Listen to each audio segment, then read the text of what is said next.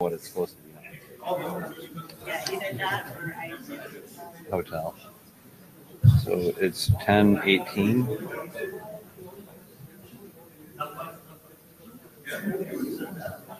10:18:19. AC.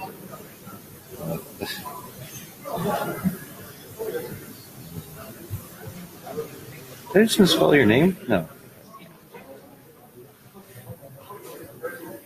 A lot of people put an N at the last of my end of my last name, but No, I got it. you got it right. Yeah. There's one. Okay. Hang on. I'll just let me focus.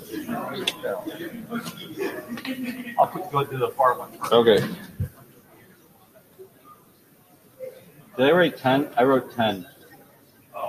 That's 11. You can correct it. Just so good name measure. And give you this pen.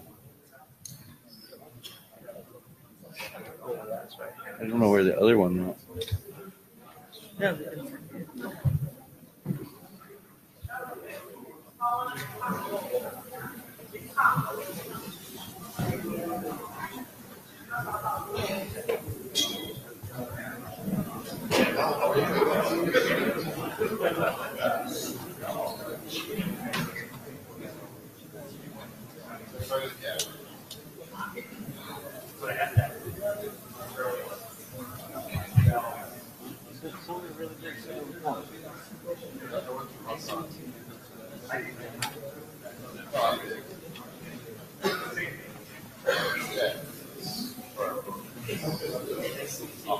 Yes.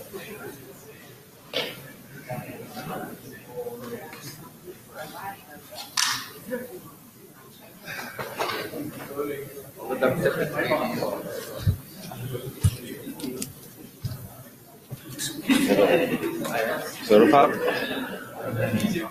Oh yeah. Do the Mentos volcano. All right. Well, we have to wait for the. Maybe I can get a note well up there. Yeah.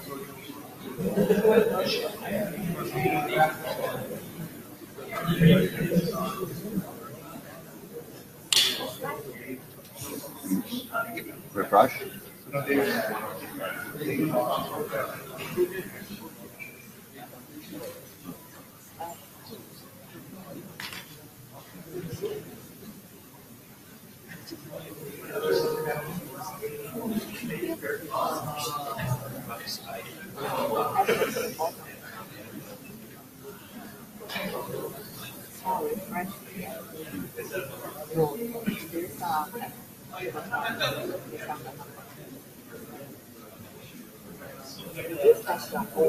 Yeah.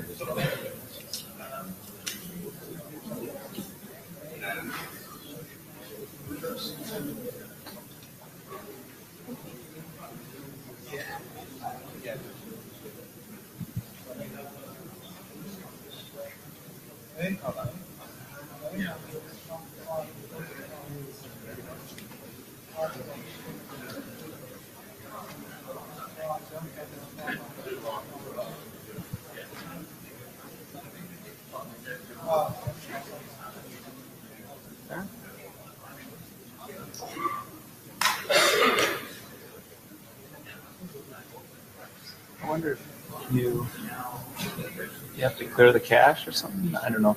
I don't know. I did a refresh. But will that? Just a second.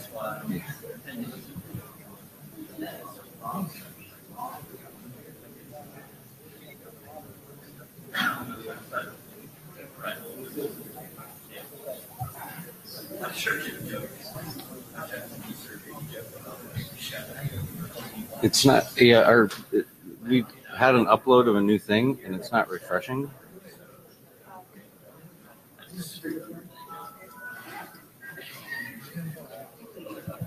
Is there a different way I can get to the meeting materials?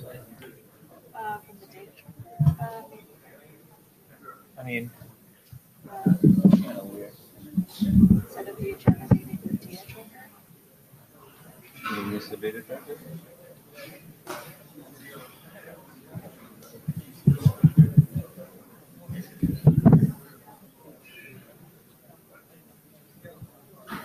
worst case. Well, at least we have some extra time on the agenda. Yeah, worst case. Every fucking time, this is a problem. It would actually work better when we just look at that. Maybe not for everything. These are all screwed around. Okay, this is here. Okay. Okay. So this is the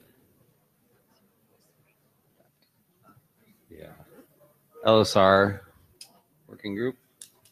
Did you include a note well on this? I did not. We can do note well by memory. Yeah, but we have to show. I know. Okay, so. Oh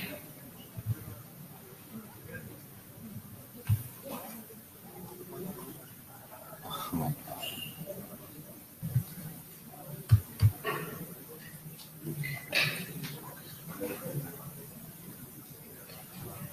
Do you know where to find it?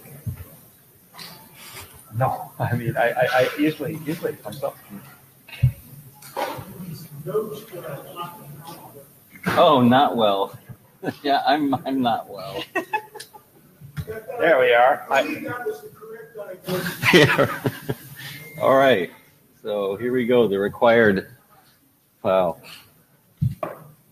That fits on a slide still?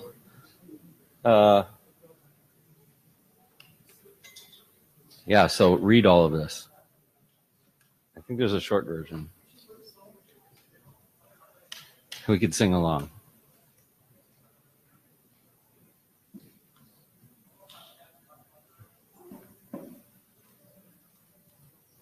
Okay.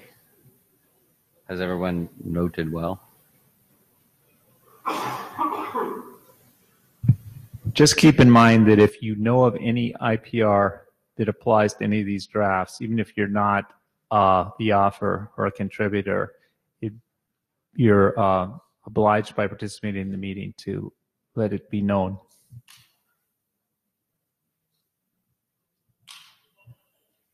Okay.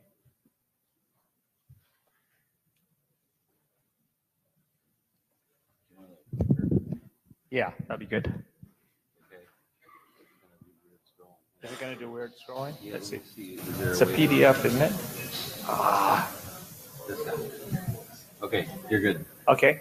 And I'll be able to do it? Yeah. Okay. Okay, welcome to Singapore, everybody. I'm going to go through the status here. We don't have any RFCs since Montreal, but we have a lot of stuff. The segment routing drafts are coming all as part of a cluster. So a lot of these are already done or almost done.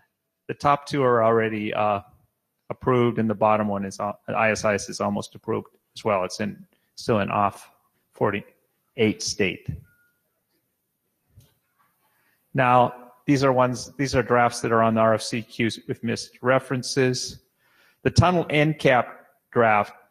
The OSPF tunnel end cap draft. It shares an IANA registry with the IDR tunnel end cap draft, and that draft is finally moving along, and it's gotten through the working group and the chair, the shepherd and the chairs. I guess it's waiting with Albaro. We got both two Yang models, OSPF and ISIS, are waiting on the missed reference to BFD, which is waiting on the missed reference to IETF MPLS. Now, here we go. We're almost done with all these. The bottom one is already in the HBIT is in the IESG review. That's coming up on the 12.5. And OSPF routing with cross address families, traffic engineering tunnels. It's already in off 48, isn't it? Yes, so that's almost done as well. And then the other two are just waiting on the RFC queue for the RFC editors to get to it. I'm sure they will soon after this large cluster of segment routing drafts. These two drafts, the two multi-attribute OSPF and ISIS encoding, the two drafts for handling application-specific attributes. Those are both in AD review. And we have publication. I think I just requested publication on these. So we had one problem here that when we simplified these drafts and went to prefix level, entropy level capability encoding, we negated the need for the BGPLS because we just used existing encodings from a different draft. So we sort of consolidated the BGPLS in both of those. And that's a good thing. It saves work for for all of us by having the BGPLS included in the IGP drafts. And we're going to try, if it's simple, if it's a straightforward change, we're going to do that with future LSR drafts as well, include the BGPLS in the draft. And this is pretty much, both these are pretty much ready for working group last call. I think the invalid TLV handling, I guess there was one comment on the prefix originator we got since I put the status together that we need to handle. And I'm an offer on this one as well, and we'll talk about that offline. Get it in and have the working group review it, and then go into last call. The invalid TLV handling in ISIS, this was pretty much something that people had discussed between vendors, and it was needed for a long time. Thanks to Les for putting it together. This should probably, even though it's only been a working group document for one IETF, I think this should go to working group last call ASAP now that we've got a good review from a number of vendors. And here, flexible algorithms we covered today. All these Yang models are covered on Friday, and update on the SRv6 ISIX extensions today. Dynamic flooding's covered today. Hierarchy. Let's see. Friday we're going to have Yang model updates, and then we have these two. I know that they recently covered, I believe it was Les's comments on the IGP extensions for PC EP security capability discovery using IGPs. And the last one has been pretty quiet. I'm going to have to check with offers to see what their intention is and if anybody's going to implement it. And here's a number of non-working group documents that the authors have asked in various and sundry manners to have adoption calls on. You probably saw, those of you who follow the list, that we did start some discussions on the third one, the SRv6 enhancements to OSPF that correspond. You can map them directly to the ISIS ones that it's already a working group document. But the rest of these, we're going to kind of take them. And what I'd like people to do is the offers to initiate, just send the request to the list. Chris and I discussed these, and we think this is the best way forward. Send the request for an adoption call to the list, and then we'll take a look at it and do them in that order. One thing we don't get enough of is we don't get enough discussion on the list.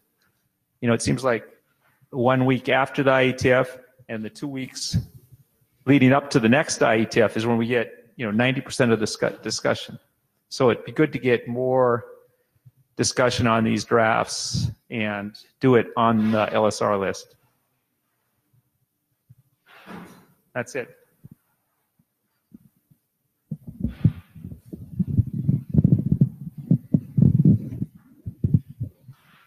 Anything to add, Alvaro?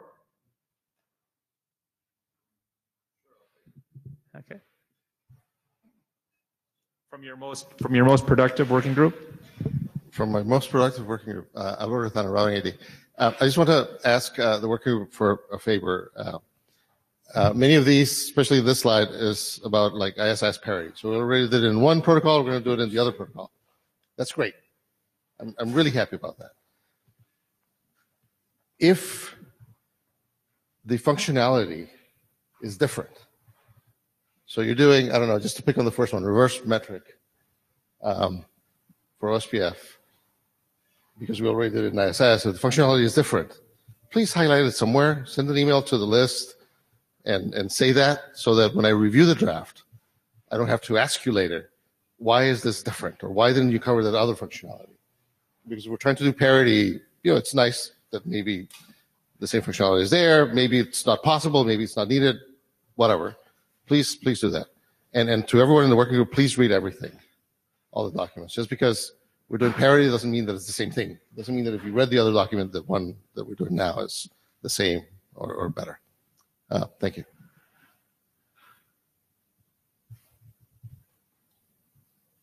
I'm going to back up just for a second. Okay.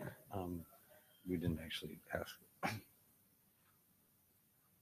Okay, so we were busy with the laptops and stuff. Didn't give anybody a chance to bash the agenda. So I'm going to put that up on the screen for a minute.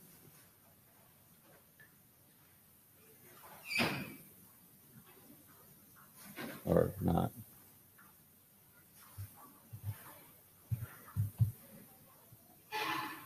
Okay, so we're basically split into two sessions. The way we organized it was we left a little time in each day, because lately we've had a few different contentious things. We thought we were done with that, but we appear to be back in that area with the different area abstraction, TTs, so we've got some padding in this session, and then Friday we consolidated all the Yang models together and a few other presentations.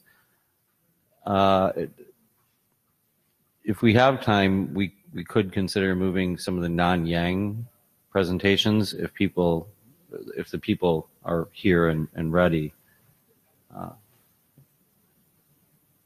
If anybody has an objection to that, please speak up. You can do it at the time we try to move it to. Other than that, I don't have any other.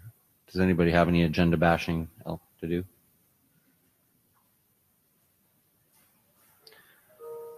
Okay, well then, Tony.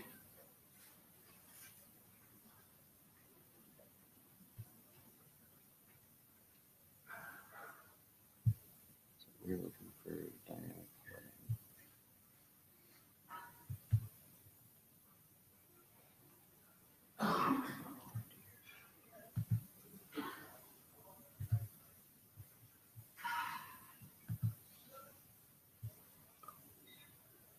Okay, how did I get back to the...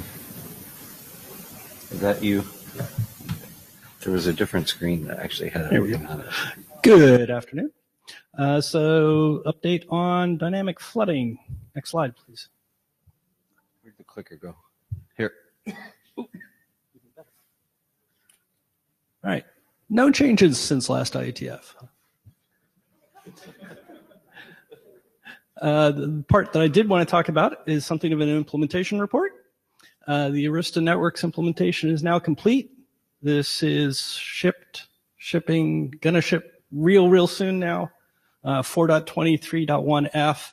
It was supposed to ship November 8th. We're slipping. Oops. All of our testing is complete. All of our known bugs are fixed. We've simulated up to 5,000 nodes, and it's tedious, and it works. Quick static demo for you. This is a cut and paste off of a working implementation. Basically, we have a CLI command that shows you all of the nodes in the network and their index assignment. And then it shows you the paths that the area leader has distributed. In debugging, this is very tedious to work with, so we added another command that translates it into host names for you, so you can see all the paths in the topology. And that's about it. It just works. Any questions? Okay. And you can see all the stuff in the link state database too. All right. Turning now to hierarchical Wait, IS. I have a question. Yes, sir. Have you found anybody to do interop testing with? I have no interop testing yet. Call me. It's AC Lindem, LSR chair. But you are doing, your implementation is the centralized model, right? Correct. So you have a proprietary algorithm, so it'd be hard to do interop testing with somebody else. Not at all. Remember that the algorithm is only implemented by the area leader, and all That's the right. other domain, all of the Okay. other routers just follow. That's right. So if someone else has implemented even the following portion, we could interoperate. If they've also implemented the leader, we could just follow. So I was very hopeful, but I have not heard from anyone yet. All right. Call me. Maybe. All right. Turning now to hierarchical ISIS. Changes since last IETF. Last time we adopted, so thank you very much. And we have changed the name of the draft accordingly. We've added a few little things, nothing too major. We changed the area identifier TLV. We wanted to be sure to allow people to specify multiple identifiers for a particular area. And this is important because sometimes you need multiple identifiers if you're like changing your area assignments around and such. So you want to be able to enumerate multiple synonymous area identifiers. And we also changed it so that we described the entire set of areas that a particular router is implementing in a single TLV. So this compresses TLV space just a bit. We clarified the adjacency formation rules. This was just trying to make things that we all thought were motherhood and apple pie very explicit. No significant changes there. We observed that for LAN PDUs, we actually need more MAC addresses. And so we added an IANA request for more MAC addresses. Whee! And that is all of the changes for hierarchical ISIS. Any comments or questions? Sure, I've got one. Yes, sir. So when I sort of thought about this, I figured you would do one net, as it were, and then like a longest prefix match, right? So in other words, you would divide the area, you would determine the level's area by each level would have a shorter number of bits. You were one of the old timers who believes in hierarchical SNMPA allocation, or NSAP allocation, and I came from that school too. However, as of the last IETF, we took a poll of the working group, and we came to the conclusion that we are now in the minority. That's unfortunate. Well, I mean, the main reason I thought that it was more natural was for debugging, right? I mean, when you're trying to operate this in a network and you just have, a tag for every level, and then how do you know what's related to what?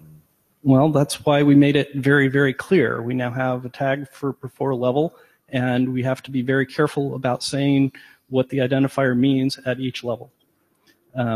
Yes, the hierarchy is more explicit if you do it via NSAPs, but again, people don't want to do hierarchical NSAP allocation. So could I throw a comment in as well? Please. Les Ginsberg.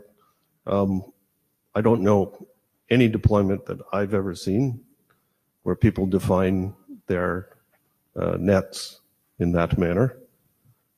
And in fact, there are some well-known mechanisms of assigning nets that don't follow hierarchy. But there's no hierarchy in them at all right now, right? There's the system ID, was. and the rest of it's an area, level 1 area, and if you're level 2, there is no area. Right? That's not That's strictly correct. true. There was supposed to be hierarchy in the NSAP allocation. It just never ever got deployed. And with the death of CLNP, it no longer really matters. So, I mean, this is reminiscing a bit, but I mean, I first got involved with ISIS in the OSI space, and when I read the addressing document, I've forgotten the ISO number at the moment, but it hurt my head. So I don't blame people for not heading in that direction. Well, I mean, I guess I kind of assumed that we wouldn't actually need to adhere necessarily to like the NSAP allocations that were created way back when, but there would be nothing wrong with actually using the hierarchy of the bits, right? So things hung together a little bit cleaner.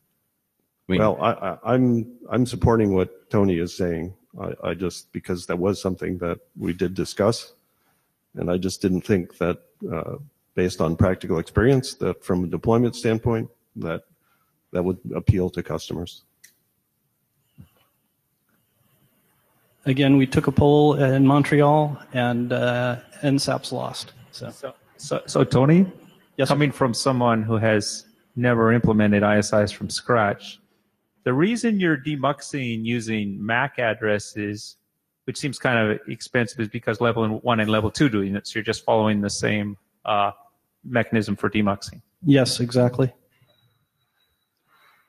I don't know how I missed that poll, but did we get a feel for how many people polled were operators that said they wanted that? I don't recall us getting into details in Montreal. Okay. There were a handful of hands for doing explicit areas and like 2 hands for doing NSAPs. And I think it was you and me. All right.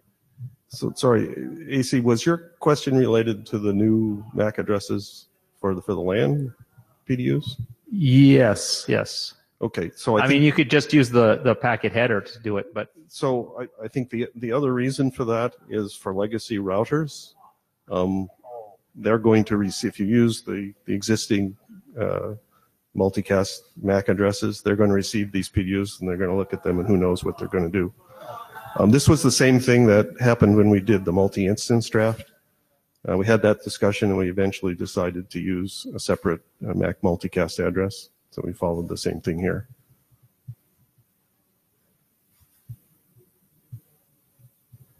Any other comments? Very good. Thank you. Moving on. Next talk is about area abstraction, now renamed to area proxy. So we've had several changes. The first and most significant, we've had a layer 8 interrupt, non-maskable, non-returnable, not discussable. We're not allowed to collaborate. Sorry about that. It's not my choice, but it is what it is. We've made further simplifications to the draft. You may recall that one of the things we were doing was we were doing a heck of a lot of tunneling. We were tunneling all of the transit traffic. We were tunneling LSPs to get around, having layer 2 holes on the inside area. We decided that was just way messy, and it would be much simpler and more straightforward if we simply said all of the inside area routers ran L1, L2, and all of the tunneling needs go away. So this simplifies everything. Now the entire area collapses to one layer 2 node, one level 2 node, and everything becomes very straightforward. We did add a router capability for area proxy. This turns out to be very useful to ensure that everybody inside the area is synchronized.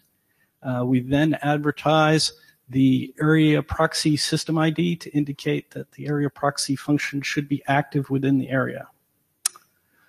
We did a bunch of work to expand the details of the text, and we are still seeking working group adoption. And that's all the changes. Any comments or questions? Wes Ginsburg.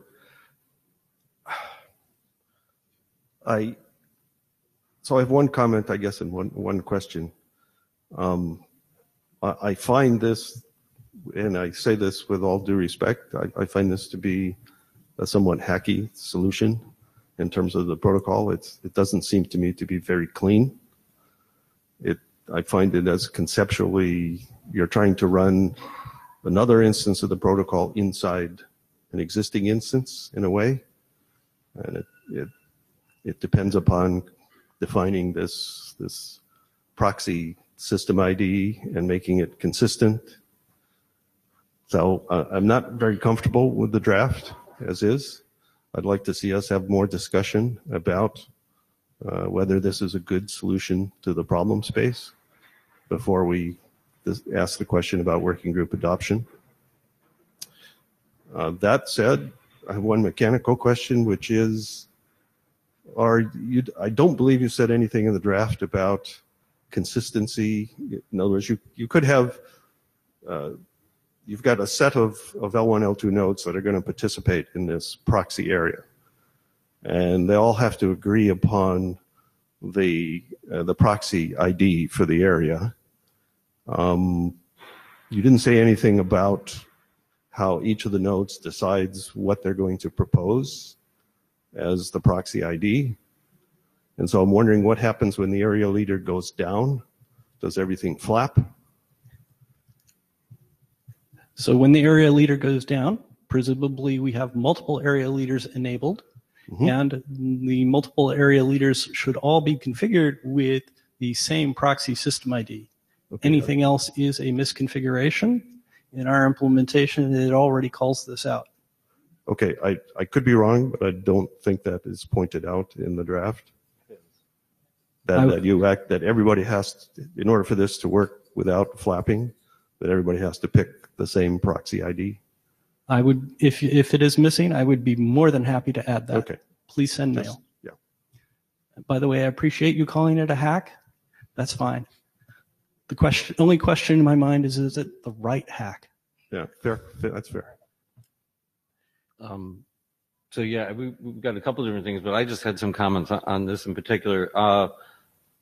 I'm still trying to understand why we're not just using BGP between ISIS instances in the data center. Like, I mean, I think that's just a more sane way to do this, right? Okay, well, so the reason we didn't go down that path is that we didn't want BGP involved. This is supposed to be a simple IGP-based network, and not trying to get autonomous systems involved in this. We just are trying to make the IGP more scalable. That is the entire goal here. So, in that light, why not run two ISIS instances with redistribution? So in other words, what I mean by that is, instead of using BGP, use a second ISIS instance to redistribute between data center ISIS instances. You very much could. Again, you get into some danger with mutual redistribution. Yeah.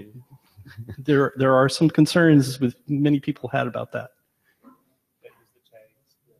Well, I mean, yeah, I can see that, but I mean, if I like thinking about it as an operator, I've got to get my policies right so that I don't blow things up, or I have to try to debug this new protocol thing, which makes it kind of hard if there are problems, right? I mean, it's trying to make it easier because of this configuration-wise, this is actually easier than multi-instance.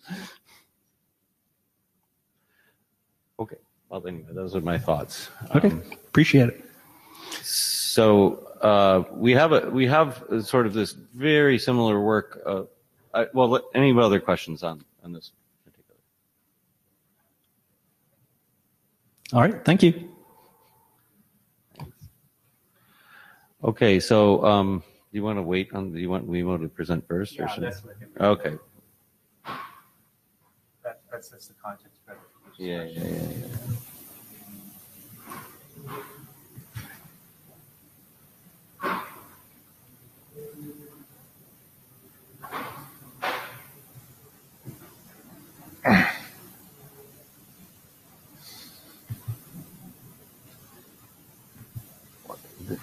We need to make a request to have that pop up in a second tab. So I'll go back.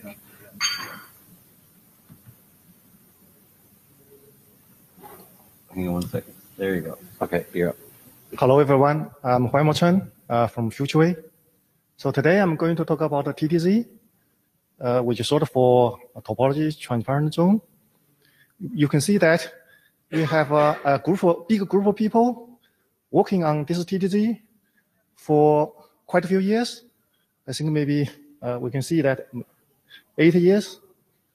So we work on TDZ starting from 2011. So TDZ, basically we focus on a zone. A zone is a block of area. So in special case, it's the entire area. So in the beginning, we propose solutions to virtualize a zone as a single pseudo node. So you can see that in this picture, the zone just any block of area. So this area is abstracted into a single node. So during the process of this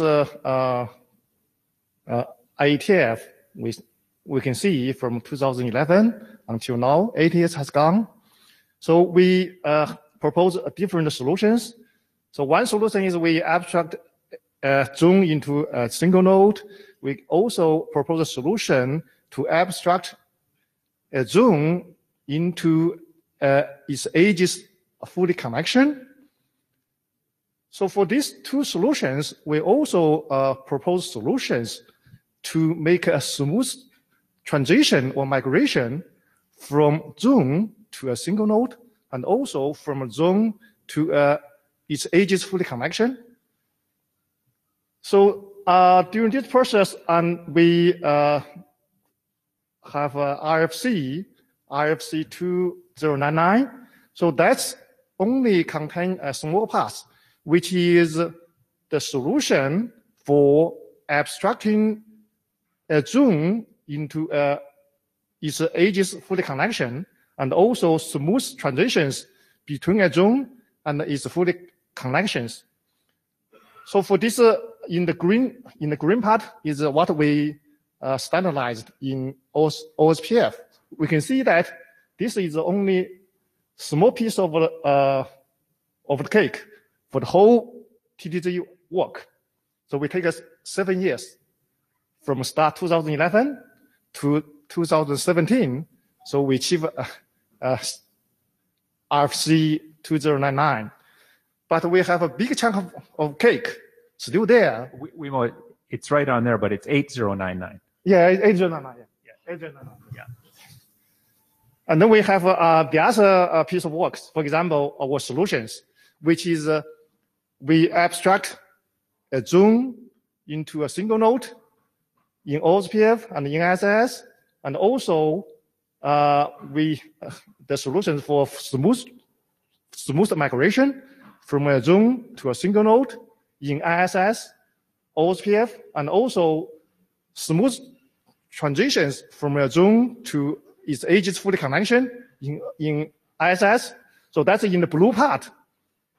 Those part is in the current draft, which is ISS TDZ.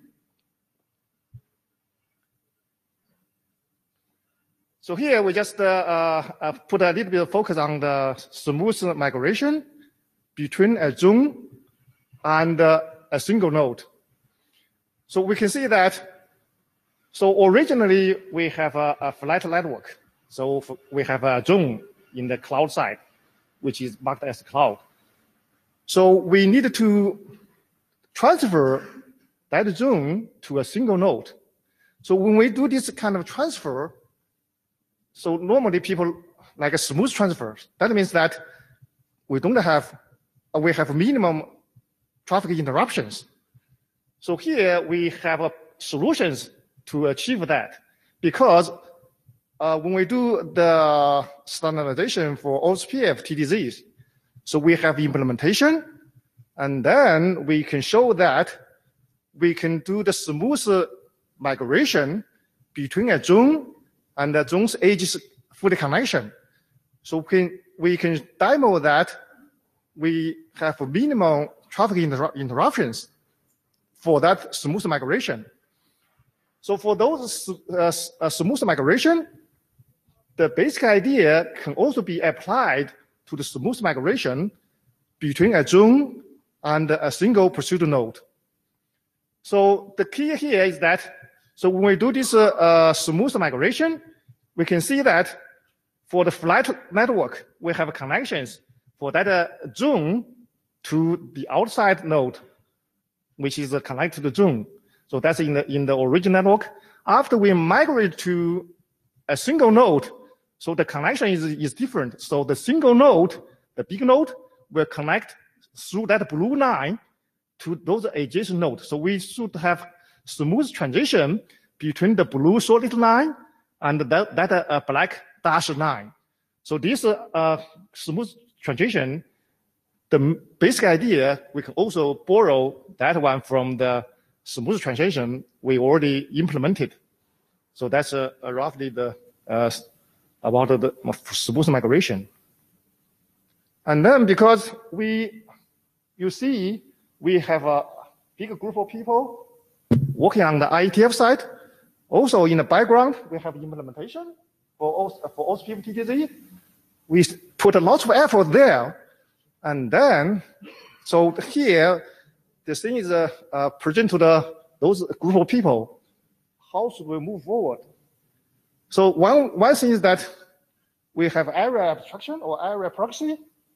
So that's one piece of work we can, I don't know whether it's move forward with that piece along. And then we have this whole big piece of work. Should we move on also separately or should we merge together? So that's the question to all of us here. So I wanted to ask, before this meeting, and before, as Tony pointed out, some of the edicts and whatnot were passed down, there was people were working together. And Wemo, I think you said that there was a collaboration draft in GitHub. Yeah. We work with Tony for a long time, and then we have I built a GitHub, and then we shared it with a group of people, and then we have a draft, merger draft. But because we have for some reason, as Tony mentioned that in his presentation, there's 8 interruption. The cooperation is precluded. So that's right. No. So what I'm very curious about is what state that collaboration draft is in. Because what stops us as a working group? I mean, first of all, assuming we even want to adopt this work, right? The abstraction of the area or zones. If we did, what stops us from just as a working group taking the existing collaboration draft and working on it as a working group? I mean, as a working group, we don't care about edicts, right? I mean, if the work is almost done. Yeah, for me, it's no problem. I think from our side. So is this a public repo that the working group could take a look at? Could you send the link to it? Yeah, I think maybe because we work with Tony for that in the private shared GitHub, and so if we whether move forward with Tony, also need to agree, right? So Tony Lee, Arista. So Chris, I'm sorry to say that I don't think we made a heck of a lot of progress on the collaboration anyway. So while I think you're welcome to look, I don't have read-or-write access, I think, anymore. But I don't think that there's a whole lot of value there above and beyond the drafts that are already out there. Okay. Hey, I'm Jayant, and I have 2 questions. First is like, if I convert this zone as a node, pseudo node, then how does this affect my LFA calculations, and can a node, like in the diagram between R1 and R2, can it calculate some PQ node or the other via this zone, or are there some restriction that is actually not clear in the draft? And my second question is, how about T database? You know, if I have an LSP going across this zone, so what is the bandwidth this pseudo node will propagate to the upstream? Yeah, that's a very good question. So here we are working on the IP side and the IP layer, so provide the abstraction. So for those kind of LSP cross zone, that's at a high level. So during this process, you see we work for this one from 2011 to 2019, is 8 years. So we also propose drafts to talk about those issues. For example, how we build LSP cross zones. And we have some kind of draft posted. But because this one is not, you can see that we don't have much progress on this zone stuff. So that part, the other part for set up LSP crossing zone is stopped. So I think after this one standardized, we can just make it that draft alive again. I mean, those draft for crossing the zone I think it's in the TIS group or in the MPLS group. There's some draft there. And how about my first question? Yeah. First, FMA, those kind are similar. Okay. So if this one is settled, and then we can work on that one. If you have interested, and then we can work together for resolve those tough issues. I think that one is also tough. It's a very tough questions or tough problems. Thank you.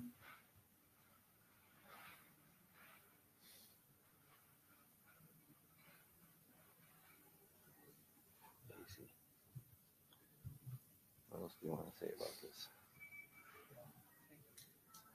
Yeah. It's unfortunate to have two solutions. I mean, the drafts focus on different aspects of the problem, but they are very similar. Yeah, I agree. Totally agree. Yeah. So it's unfortunate. I don't know precisely how to move forward with this if we can't merge. We obviously. Yeah, I have just a short, just simple question, because IETF is in public domain, right? I think maybe those lawyers or whatever they propose, we cannot do any cooperation. But I think from the IETF's term, also after on the entity list, Huawei on the entity list, I think there's some kind of policies. There's from IETF. My understanding is that because this is we can still cooperate in the public domain, right? Then because this one is not those kind of this technology is not belong to whatever export, whatever imports, those stuff. Yeah, the IETF is an open organization. Yeah, that's correct. right. So I mean, I can throw out a few things process-wise. People don't always think about this, right? But when a working group adopts a document, right, it's no longer it's technically not really owned by the author anymore. It's owned by the working group. Typically, that's not an issue. The authors are happy and everything. But when working group adoption is like the working group is taking over ownership, and then the author becomes sort of a shepherd of the document at that point. And you generally listen to the author's direction because they're the person who created this work.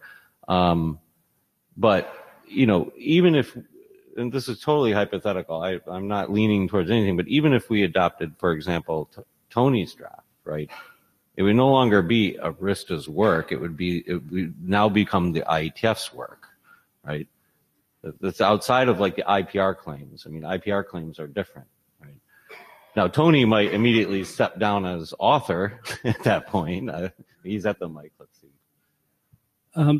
Tony Lee again. So I think I should clarify the layer 8 interrupt context a little bit because I think it will prevent us from causing problems. And I am not a lawyer. I do not play one on TV. I don't know what I'm talking about. Okay? Take it with a grain of salt.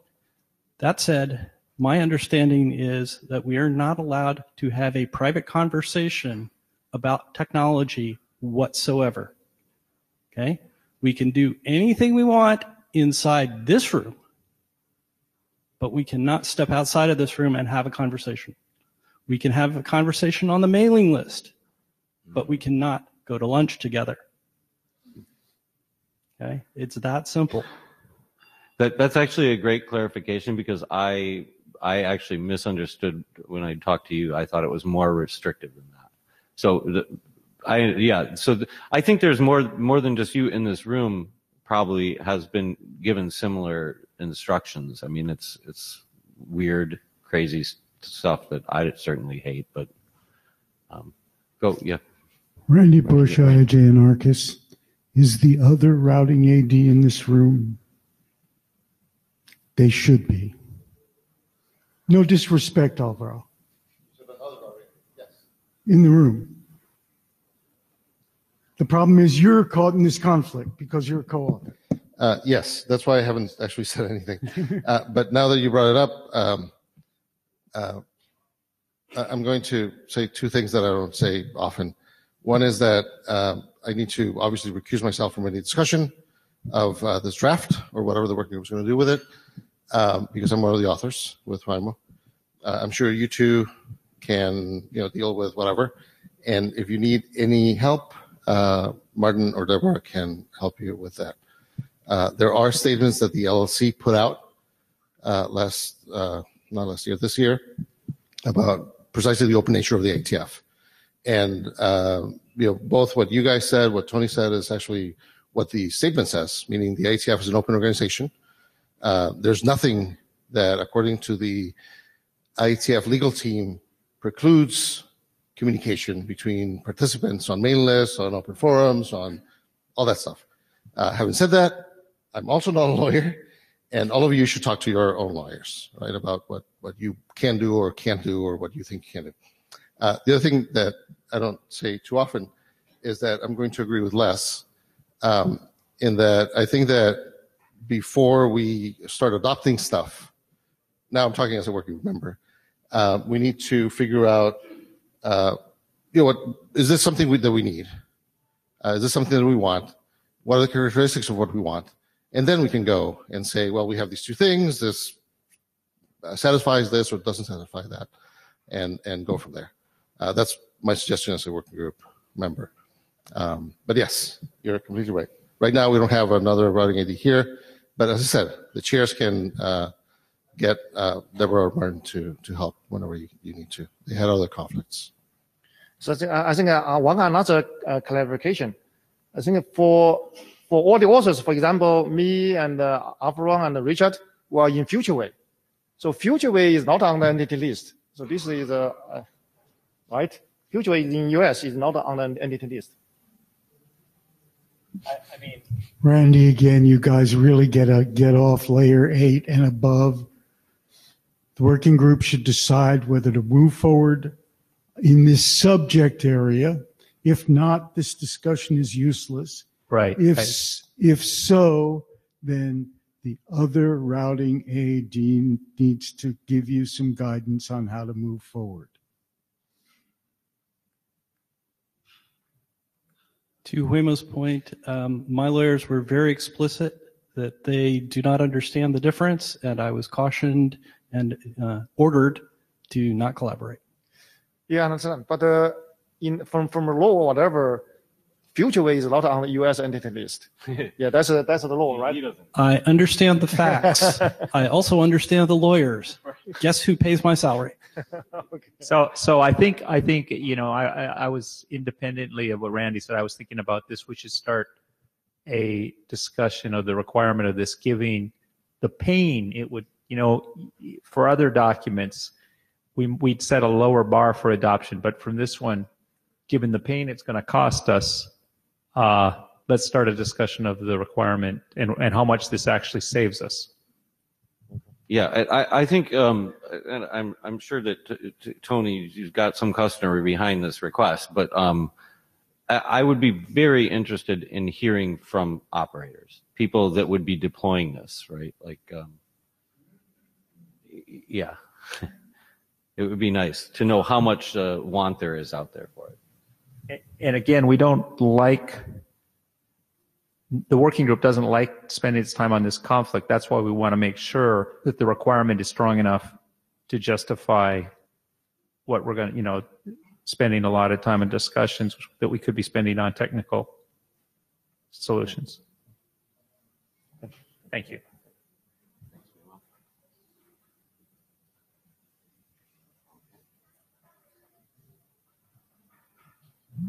Is Tony P here? He was. He just woke up. Come on. Yeah, okay.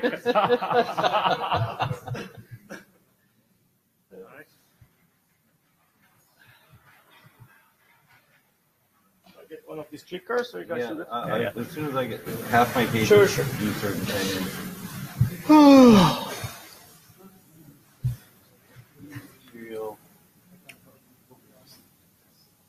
So just while we're getting it up, I just want to say this draft isn't exactly the same as the other ones, but it solves a similar problem, and it does it without abstracting the area with tunnels. So AC said it all, but let me fill in the details. Okay. All right, so no lawyering, relative simple stuff. So we put that stuff out. I try to keep it relatively short. People who are interested, I'm sure, read the draft. So I won't be slaughtering you with details. I'll tell you what the problem is and, what were the parameters that we were solving, and give very rough outline of the solution, which is actually, embarrassingly simple. And then I hope for some discussion on the mic, and depending on that, I may call for adoption or not. All right, so what is the problem?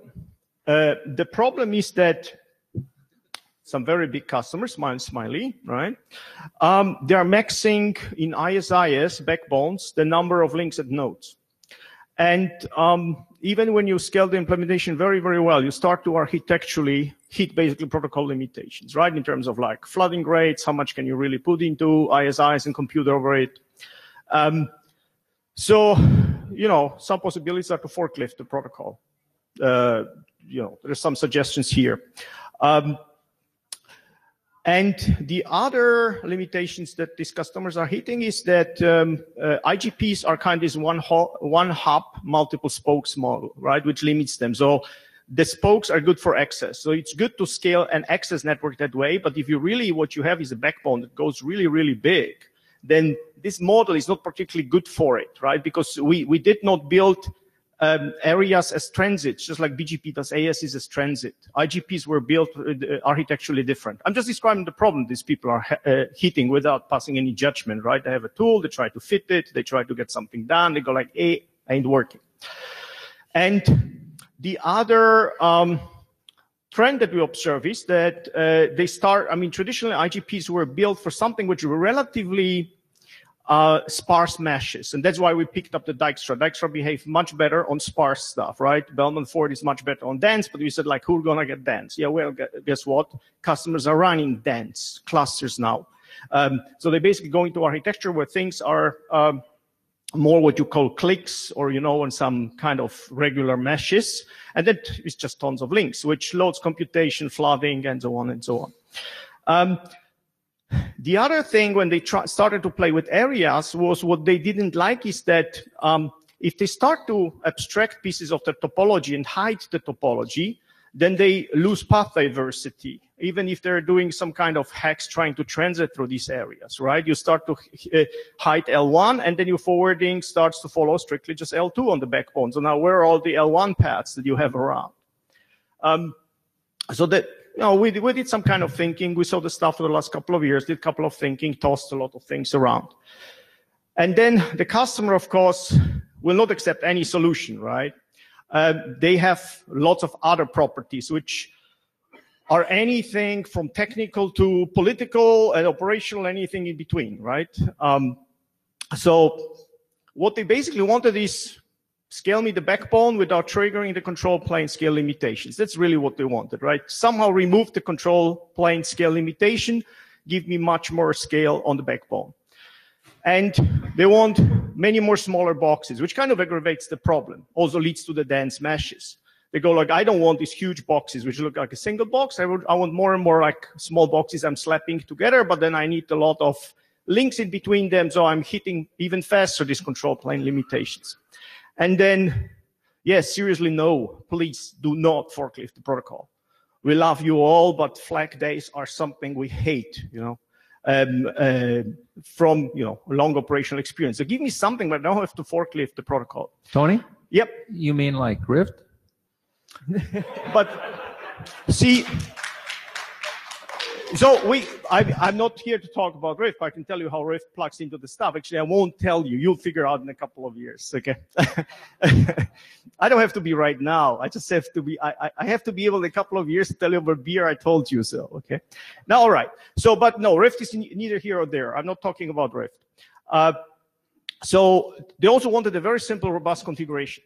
So please do not load me with hugely complicated operational model where I have to provision everything just so, okay? And then go look for troubles.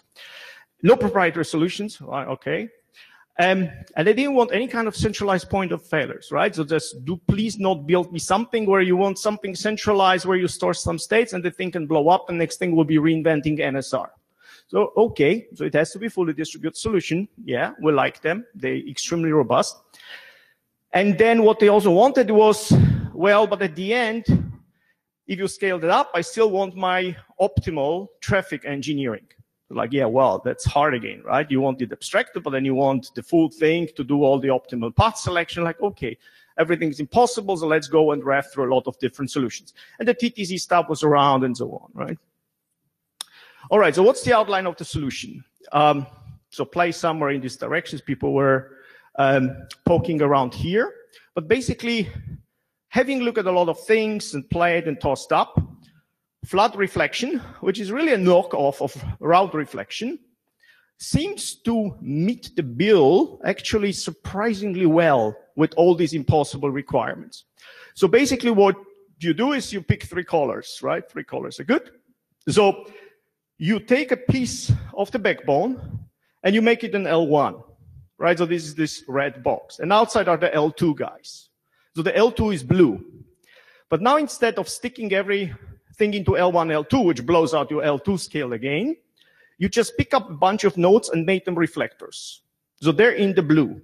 And the thin lines are tunnels, because now those L2 nodes are not necessarily directly connected, right? So you pick up some kind of tunneling, who cares? And you flood over those tunnels. So your L2 flooding topology starts to look like multiple stars. So that has much better scaling properties than full meshes. It gives you still redundancy. It doesn't give you any single point of failures because this is still fully distributed, ISIS. And I'll talk about that stuff later. Now, so how do you transition through this thing? So the guys on the L2, on the outside, they see those 2 stars. So if you're kind of naive, all the forwarding will go through these tunnels.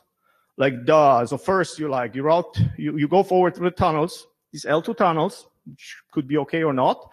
But then everything kind of bunches out in those tunnels and these route reflectors become like forwarding choke points. Like, yeah, great, you scaled up your control plane, but you just killed my data plane. And if some of this L1 topology is somewhere outside of this L2 path, the capacity will never get utilized. So you lose all the path diversity of underlying network. So like, duh, no, that doesn't help. Well, so you have to change the SPF on the incoming leaves. And what they basically do is, underneath, you don't have to do that, but I described the simplest possible solution. The orange colors are all L1 forwarding tunnels, which are invisible to the L2 outside. So you still have a full mesh in the L1, right? And the guys on the edges, when the L2 traffic comes in, they basically shortcut through these L1 tunnels. That's actually a fairly simple SPF modification. So they look whether the L2 route that they compute goes through a flood repeater. What do we call it? We call them reflectors, flood reflectors. We changed the language a couple of times. So the flood reflector adjacency, if this is so, then you don't use it, or there's a couple of solutions. But basically, you don't use that for forwarding. You shortcut to your exit through the L1. And you can also shortcut this thing. So I'm not showing it here, but the blue leaves, the client, reflector clients, can actually also have a direct link, and then you forward along this direct link. That works just fine. Tony? Yeah. So there's really 2 parts to this. There's the flood reflector to reduce the flooding in L2. Yeah.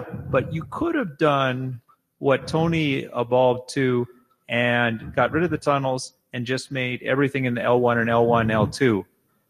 No, there's even a cleverer You could- solution, you but could- but read you the could have done draft. it. I mentioned the stuff. But So- you could have done that without doing the tunneling. You can do something even more smarter than that, but you have to read and think about it. Okay. So this is the simplest variant. It works like a charm for practical purposes. Okay.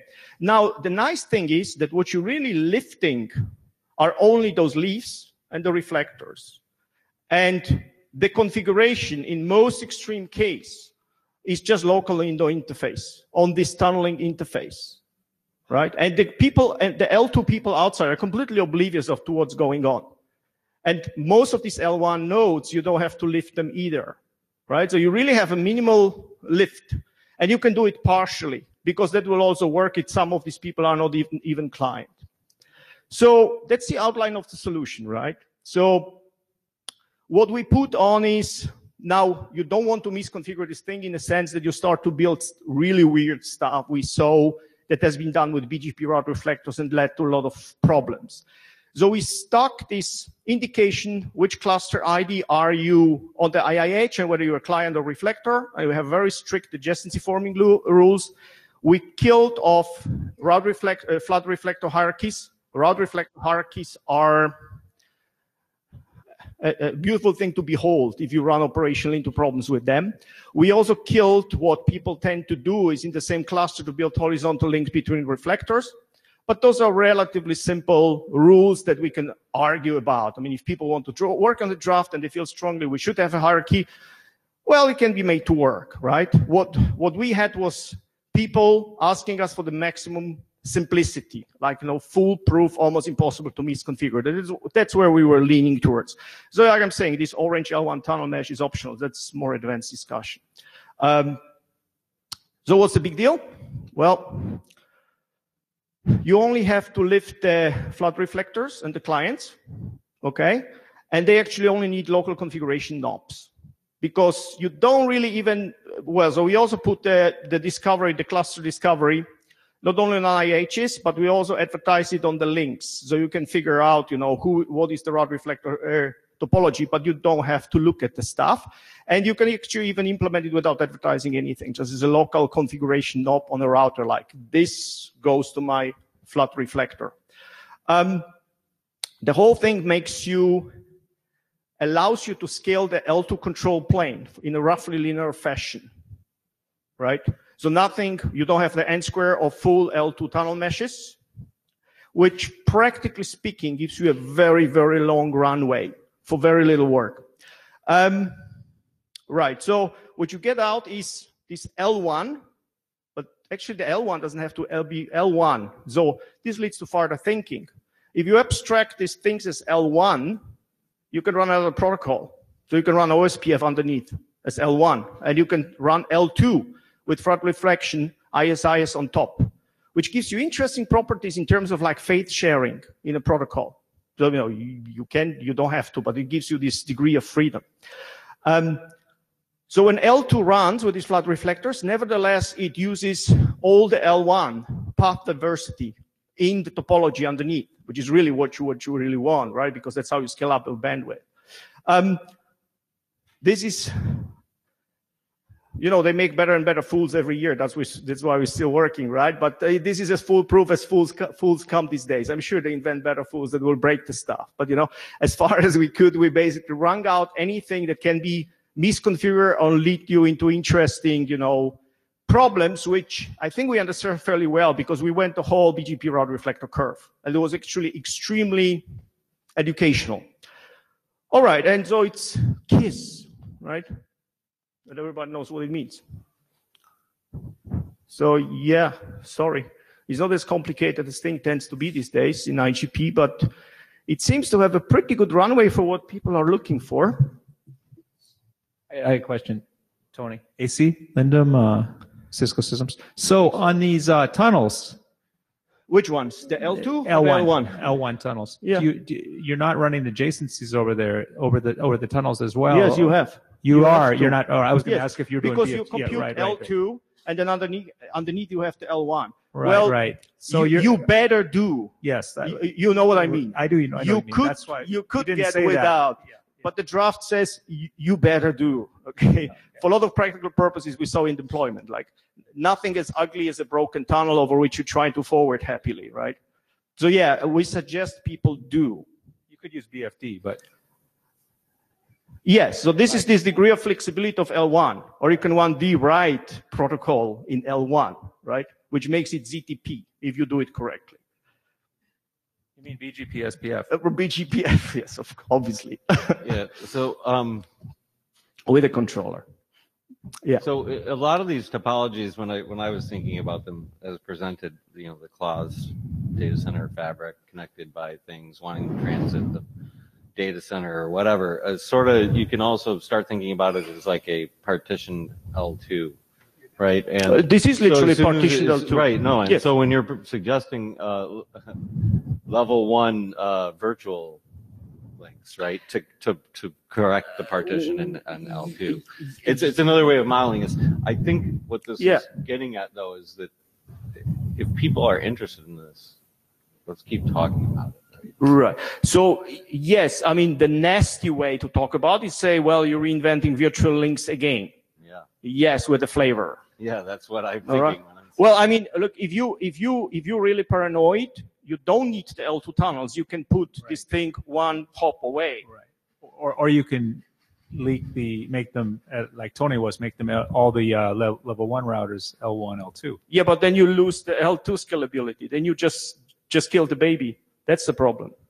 Well, that's how we started, and they said, well, we still all the routers are in L2s. Like, you didn't solve our scale problem. But the most any router has is what you have at the edges, which is the subset of one L1 and L2. You don't have all the other L1s because you aggregate them, right? No. If you look at the stuff, because the way people build these meshes, they're bisectional, means that you end up with all the routers in L2 again. Otherwise, the problem wouldn't exist. Okay? Tony Lee. Tony. The way we are doing things, while it puts everything into L2, the L2 information about the inside area does not leave the inside area. And this is absolutely key because it means that when we actually abstract things, we effectively take it out of the level 2 link state database for the rest of the network. Okay? So if I've got an area and I've got 1,000 routers in it, I've just taken those 1,000 routers out of the network. You see, I was thinking of AC again. I was thinking of in the OSPF term where you would leak them into the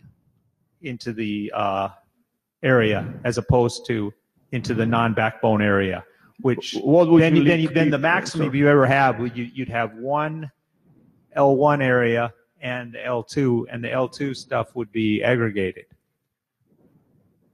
Are you saying you couldn't satisfy the traffic engineering requirements if you do any aggregation of the L1 areas? How do you preserve all the diversity of the traffic? Look, if you hide, the problem is that, yes, obviously you can abstract this L1 and show something on the edges, but you don't know how much diversity you get out of it. Okay. If you want diversity, then we're talking back to traffic engineering, and your traffic engineering mechanisms like BGP-LS are highly applicable. Okay, you cannot have both abstraction and detail at the same time. It doesn't work. Right? Well, and for our purposes right now in scaling the IGP, we need the abstraction. Yes and no. So this gives them the abstraction without losing the diversity, and with the BGP-LS that they take out of L1 and L2 on the controller, they can do full path computation. Yes, I cannot do optimal distributed TE, whatever solution we take. I mean, that, like you say, you hide it, it's controlled lying, right? So what I'm telling people, well, you need to run BGP-LS and take everything from the L1s and the L2 in the controller, and you have to do optimal computation that way. But at least you don't forklift, it's a standard mechanism. We have those controllers built that do that actually today already. So, what's the problem? So why not just abstract everything? That's the answer. Because then you forklift too much stuff. That's the first thing. And second, look, so simple observation. When you run the abstract node, you end up basically build a chassis again, because this area leader starts to take in a lot of state to synchronize the same way as a routing engine in a router synchronizes line cards. And the next thing you build NSR between the two of them. And then you just reinvented the chassis in a different way. And this is there was a big no-no, right? They don't want any kind of centralized thing. When one thing fails, it can affect it. And Les gave you the first layer of the onion. There's like 12 underneath. But I mean, perfectly fine, you build it, and then we talk. And maybe I'm wrong, and we'll see. Code in progress. So what we've seen is that when we do this, it's relatively straightforward to create the abstraction, that forklifting everything is not necessary, just the things that are going to use this new hack, and it's relatively straightforward. Well, but I mean, we agree that this is forklifting less, or maybe not. Okay. So back to my comment about the redistributing routes. Tony, you mentioned that it can be dangerous. I'd be interested. I mean, maybe we can mitigate that danger. Like maybe it's worth exploring a small protocol extension that allows otherwise using normal already deployed things like multi-instance with redistribution. With a little bit of extra information there to keep us from, like the down bit when we went, there could be a way that we could look at this and just keep the danger from redistribution from arising. Les Ginsberg. So we do have the R bit now, as far as signaling that a route has been redistributed in some way. Plus, we have the X bit to indicate that it's external. It came from another protocol, which could be another ISS protocol instance. That said, I don't think the big danger with widespread redistribution has to do with the protocol itself not figuring out that this particular route was redistributed. It's that, well, you got redistribution on router A and you got redistribution on router N at the other end of the network, and they get misconfigured and things go circular. All right. So, I mean, since that seems to be a particular area of interest, let me lose a sentence or two. With the up-down bit, we have everything that is enough to make that stuff work without tunnels. Point. We know it. Yeah. And then what more do you want? This is like Goldilocks, right? I keep scratching my head. Like, why don't we do this now? But you're just admitting that you can make it work without the tunnels at the only expense. You may not take the optimal entry point into the. Yes. Yeah, right. That's the only caveat. Yes, that is a caveat which, I mean, we can argue now, depends of the Walling graph theory. If you start to abstract in any way, there's no bloody way. And that's what I tell people when they want TE with absolute optimal, they have to take the full topology into the controller, flat, make it flat, and run the computation flat. And that works as well, but it has a cost. Right? I'm not a magician. I cannot abstract topology and expose all the topology again. Right? Without actually even forklifting the protocol on top. Right? Yes, so absolutely. I mean, there we hit just a hard boundary. John Scudder, brief follow-up to Chris's point about redistributing. Yeah, you can have everything you want. All you have to do is reinvent BGP. Please don't reinvent BGP. We've already got one. Don't taunt them. They may do that. They don't like BGP. I already said that at the very beginning, right? Yeah, so I don't think this is as simple as you make it sound. Well, that's a feeling by yours. I'm here to talk technical reality. So give me technical arguments, please. So what's simple is the protocol extensions, which are very minimal. Yeah, okay. I think what gets to be complex is the implementation of the changes. In which sense? And the deployment. Well, you haven't talked at all, and I don't think you've talked at all in the draft. And granted, it's V0, so there may be more coming. But you haven't talked at all about the draft, about the population of the route reflectors and the distribution of the information to the clients. And you just said, well, it happens. In which sense you mean? Because we don't modify flooding procedures at all. There is nothing there to mention. It just floods like L2 floods. There is no modification flooding procedures whatsoever. So again, I think you're 100% correct as far as protocol extensions, but that doesn't mean that the code that's running inside the boxes is the same. So what argument are you making? That you want a solution without any implementation? No, That, I'm just saying, it's a little bit of false advertising to say, look, all I did was define a tiny little TLV so that the Les, you are the clients and slandering the right servers- now. I don't hear a technical argument. Sorry. Bring me a hard technical argument which piece is not described. I'm Okay. just saying putting KISS up there isn't a technical argument either. Yeah, okay. I take that. All right. So that's advertisement. I take the KISS. Yeah, that's absolutely valid. So let's drop the KISS. But I think the draft tells you everything that is necessary to implement that stuff. Yes, SPF is modified. We describe it. Okay. There's multiple solutions actually to implement it. So you can modify SPF in 3 or 4 different ways. So we just outlined one way how you can implement it. Flooding procedures is 0 modification, literally. Otherwise, we would be forklifting.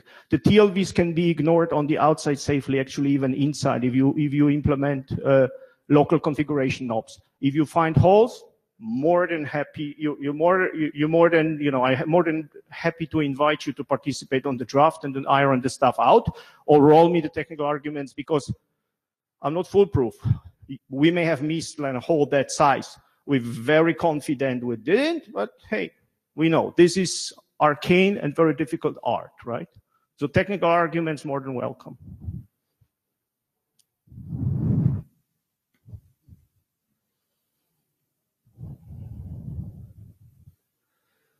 Okay, thank you. Was lively enough. So, yeah, I think at this point in time it wasn't hostile enough. I think I'll call for adoption. Here, I can solve that. How many have read the draft? Yeah, How many people few. understood the draft? Non-offers. Yeah, I read the draft. But you didn't understand it? I'm appreciating more of it after I've seen the present. Every time I appreciate it a little more, when you thought I was just repeating what you were saying, I was making sure I understood it. Yeah, well, I mean, people accuse me that I write too much, so I've wrote less. So now they accuse me that So as AC mentioned a minute ago, this is also working on the same sort of problem. So I like the energy now. Can we take this energy to the list? I don't think we should be calling for adoption on any of these drafts yet. But if we could keep this energy going and maybe argue about the solutions on the list, maybe we can relook at the adoption idea next meeting. What do you think, AC? Yeah, I think that's a good thing. Hopefully, we'll hear from, like you had said, the operators on the requirement to do this. There's also going on at the same time, if we can get the flooding reduction, if that's, it really mitigates the problem. And I actually think that's less complex than these area abstractions. Hope to have a response. Yeah, I did. No, I mean, I did.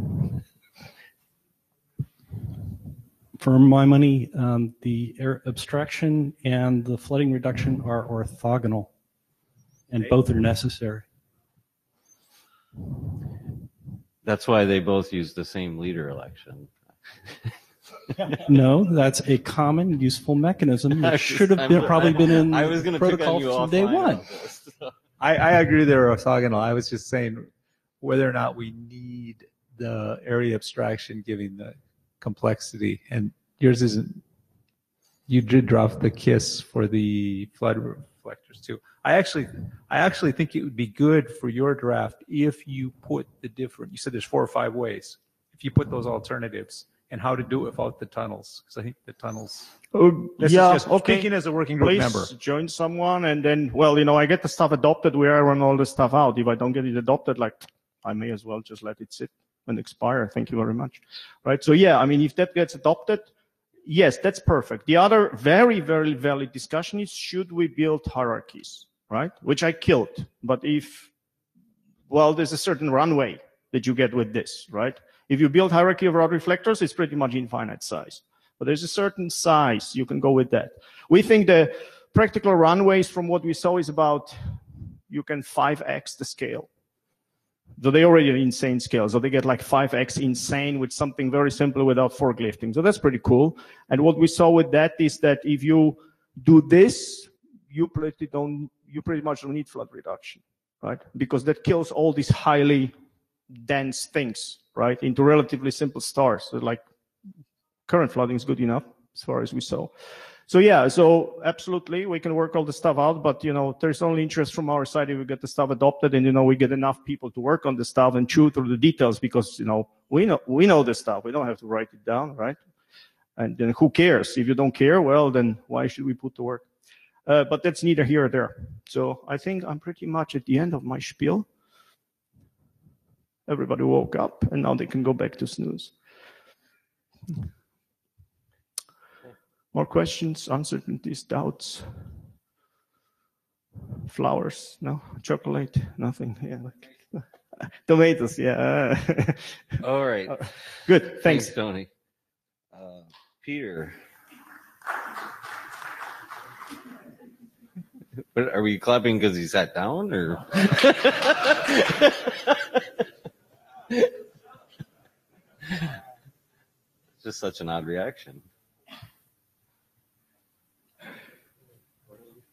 Update to SRv6 and flex algos.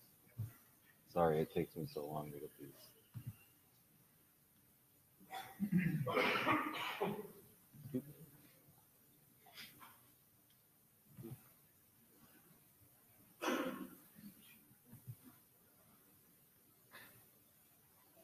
Okay, so I'm Peter. I'm going to change the subject a little bit, and I'm not going to talk about any tunnels or transit areas anymore. So I'm going to give a quick update on the SRv6. The only change that happened to the draft from the last version is that we moved the A flag from the locator options or flags, and we added it to the prefix attribute flags, because the prefix attribute TLV or sub-TLV is supported inside the locator. So there's no functional change. We only moved it, and we said I'll use the prefix attribute flag sub-TLV to advertise the A bit. We also specify what the A bit should do. We said that it should be preserved when leaked. We said that when the A flag is set, the N flag should not be set or must not be set, and what to do if it is set. Basically, we ignore the N flag if the A flag is set. And we also said that if there are multiple routers advertising the prefix or locator, and one advertising the A flag, the other one doesn't, we should consider the prefix or locator to be anycast anyway. So that's the only change in the draft from the previous version. The document has been pretty stable. There are multiple implementations. Question is this ready for a last call? So that's something the authors believe could be at that state at the moment. So I think I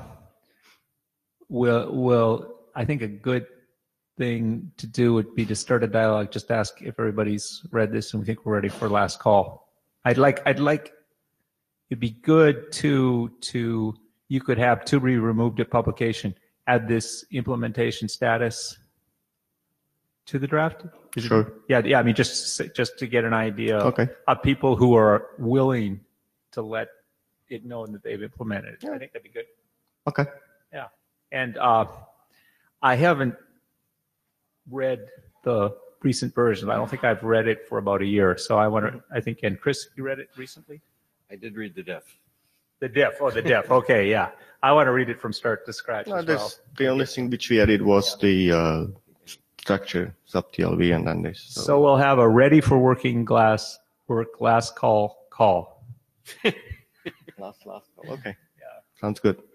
Yeah. So why don't you put the implementation status in, and then like AT mentioned earlier, just send a public thing requesting last call, and then we'll do it.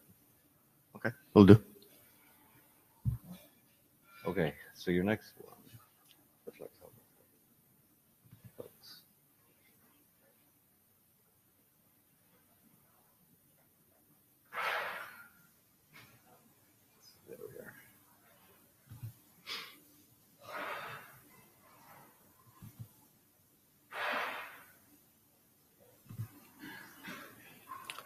Okay, so the next is the FlexAlgo draft. So there are two changes in the draft from the previous version. First is more mechanical change, where previously in the ISIs and OSPF per application link attributes draft, there was an X bit, which means the application is FlexAlgo. We basically took that bit out of that draft and moved it and defined the bit with the exactly same semantics in the FlexAlgo draft. There's no functional change. The reason we did this is because we didn't want to have the dependency of the ASLA drafts, the per application link attribute drafts on the FlexAlgo draft itself. So that's why we moved the bit to the FlexAlgo draft.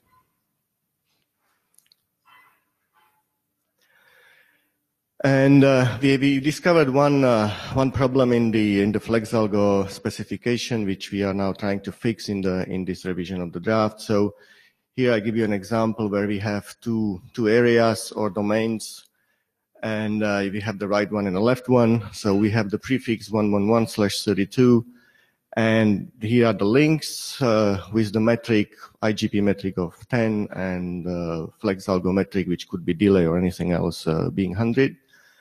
And the definition of the algo says remove any link which is red. So what would happen? And there's no link between the R2 and R3 in any of those domains or areas. So what the R2 and R3 routers would do, they would advertise the prefix, and so in the previous version of the draft, we defined what we call a FlexAlgo specific metric or FlexAlgo prefix metric. Even without this, basically what happens is that the R1 will still believe he can reach the prefix 1111 in a FlexAlgo 128 via R2, but R2, because the link he has in the right area is not participating or is excluded from the calculation, he would actually calculate the pass via the left area, and there we have a loop. So we defined, as I said, the FlexAlgo specific metric previously, but even that doesn't solve the problem, because the previous version of the draft says if the advertisement of the prefix doesn't have the FlexAlgo specific metric, fall back to the IGP metric. So the R1 would still believe that there is actually even a better pass via R2 because the IGP metric is lower and would cause a loop again.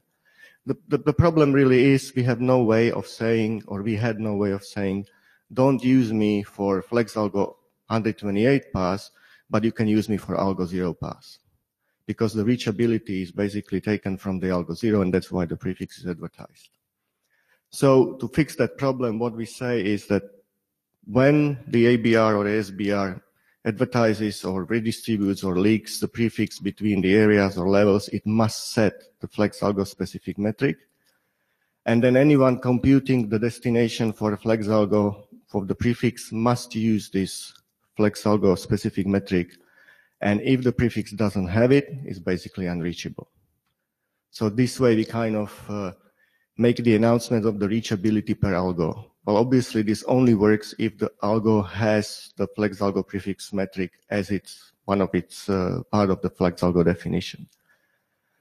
So that way we fix the problem. The question is, what do we do if we don't use the FlexAlgo prefix metric as a FlexAlgo definition attribute? In that way, what the draft says is it's not recommended to use it for inter-area or inter-domain prefix reachability, because it can actually cause loops or black holes. If people feel this is not strong enough language, we can even say we are not allowed to compute the inter-domain or inter-area pass if we don't use the FlexAlgo specific metric. It's up to the discussion. I'm open for the suggestion which way people want to go, but basically we have to somehow let people know that without this mechanism, it may actually cause some of these issues. So just a second, Peter, let me restate that. So the advantage of not doing a hard prohibition of this is you could use flex algorithm within one area, but still forward the prefix through other areas using the default, right? That's the advantage. But the problem is in certain topologies, somewhat pathological with this kind of configuration, you could have loops. Yes, that's the issue is you don't know whether the ABR or ASBR has the reachability for the prefix for that algorithm itself. Yeah. Okay, so those are the two changes we made. Implementations are already available. We are continue to enhance them. So I'm not asking for last call yet. So.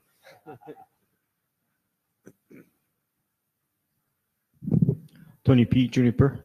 Hey, Peter. So I think even if you forward between the inter-area default, you may still end up looping because you cannot mix and match, right? If you forward default between inter-area, it relies that it brings it to some exit which is based on shortest metrics. When it brings into funny out, which uses default again, you may end up in a loop, but I'll need a napkin to go and draw around the stuff. It's just, you can't take shortest path and start to mix it, what you choose in which part of topology and hope that the thing somehow connects at the end. It's very pathological, right? But OSPF, you always use the intra-area route over inter-area route, always. Yes, and it's the same in SIS. I see. Okay, yeah. Sorry, missed that one. It's I take it back. Thanks. Yeah. Okay, any other questions? Okay, thank you. Thanks. Yeah. Do you want to try to move something, or should we wrap it up? Remember, we said we have some non-Yang presentations. We have both Les's and Arjun's that are non-Yang. I see Les is here. And I see Bruno's here, isn't he? Yeah, Bruno's here too, so. I kind of want to leave that one on Friday. Oh, you do? Okay. Yeah. So, and we already had one fight today, right? Oh, yeah. It's not a fight. I like to get back off that. One contentious. Well, should we just leave them both then? Or yeah, let's. Okay. I don't know. Just I don't have a strong feeling, but if we. People may have that was my worry about moving it, was that people might have been targeting a specific session to come to. Okay, then I think we're done today. Yes. All right. Thanks, everybody. See you Friday. More clapping. Yeah. Are we going to become a clapping working group? Yeah. There's some homework to read in the. I'm not against it.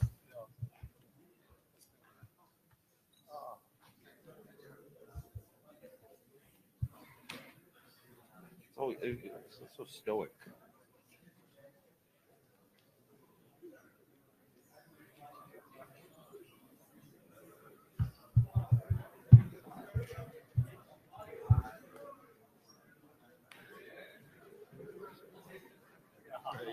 Has it been like made dark and cynical enough time?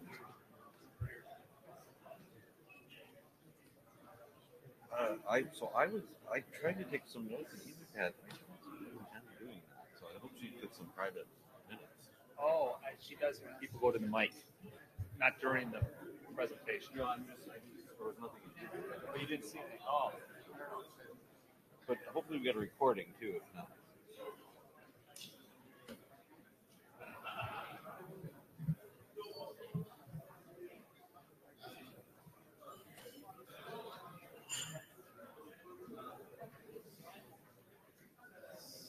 Thank you.